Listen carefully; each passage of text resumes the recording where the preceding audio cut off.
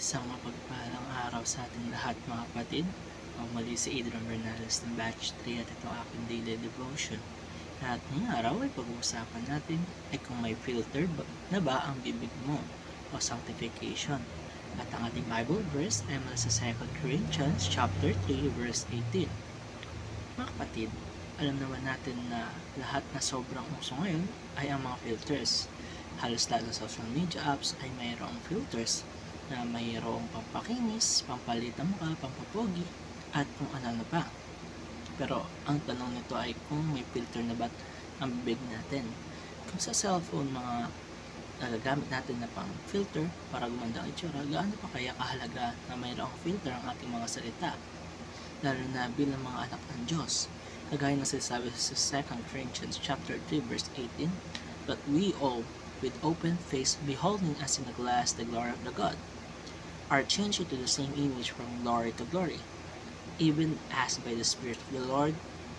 At mga kapatid, dito sinasabi na ang sanctification ay isang proseso kung saan unti-unti yung binabago ng Panginoon upang maging mas katulad natin siya.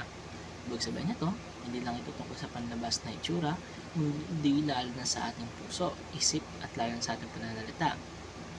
Ang sanctification naman ay isang lifelong work of God, and as that helps us turn away from sin and become more like Jesus in the way we live. Kaya mga kapatid, kung iisipin natin, iba siya sa justification, dahil kapag sinabi natin justification, that is the moment na tayo ay declared righteous ng Panginoon dahil sa finished work ni Jesus sa cross na kanyang pinagsakripisyo. Pero ang sanctification naman mga kapatid, ito ay ang proseso kung saan tayo ay being made righteous araw-araw and little by little habang sinusunod natin kalooban ng Diyos.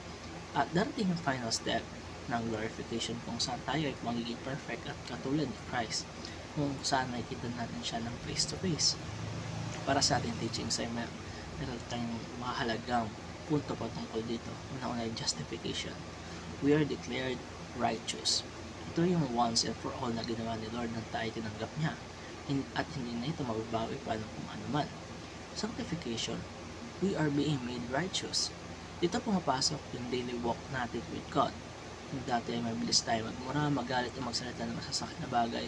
Ngayon naman ay unti-unti na tayong tinutulungan ng Holy Spirit na magbago at magkaroon ng filter ang ating bibig at ang ating puso. And lastly is glorification. We are perfected like Christ. Ito naman yung future promise na isang araw, walang nang kasalanan, wala nang struggle, kundi perfect na tayo in the image of Christ. At ito tatapos ang aking daily devotion. Maraming salamat sa panonood.